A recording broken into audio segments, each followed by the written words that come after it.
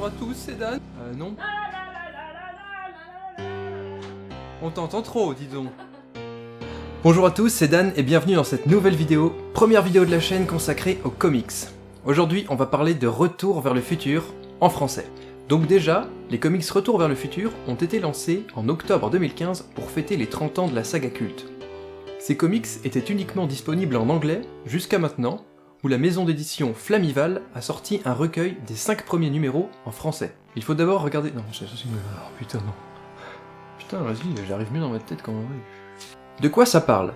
Il s'agit de petites histoires qui viennent enrichir la mythologie de la saga, qui se déroulent soit avant, par exemple la rencontre entre Doc et Marty, soit pendant, on peut imaginer qu'il s'agit de scènes coupées, quelque chose qui n'ont pas été gardées pour le cinéma, des histoires qui se passent pendant les ellipses des films, soit après, comme par exemple une histoire qui met en scène les enfants de Doc Brown et Clara.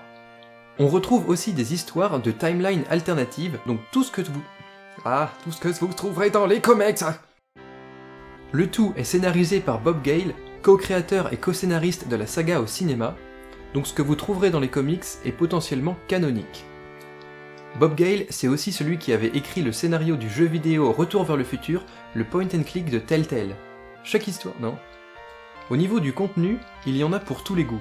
Les histoires mettent en scène un large panel de personnages et chaque aventure est dessinée par un dessinateur particulier avec son propre style.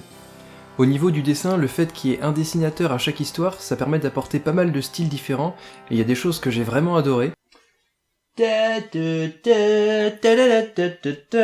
Ce premier tome rassemble les 5 premiers numéros de la saga.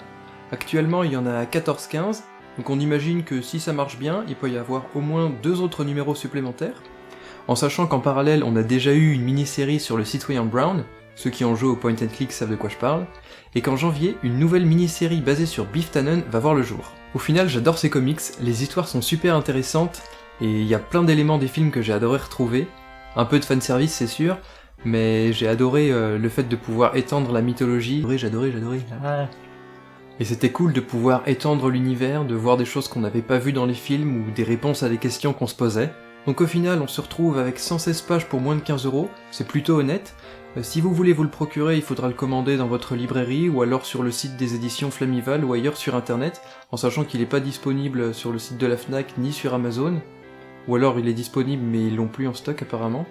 Voilà, j'espère que cette vidéo vous a plu, qu'elle vous a donné envie de le lire. Si vous avez aimé, n'hésitez pas à partager la vidéo, à vous abonner à la chaîne, et à mettre des pouces bleus. On se retrouve plus tard pour une prochaine vidéo j'espère, en attendant, gros bisous. Et à mettre des pouces bleus, des petits pouces bleus.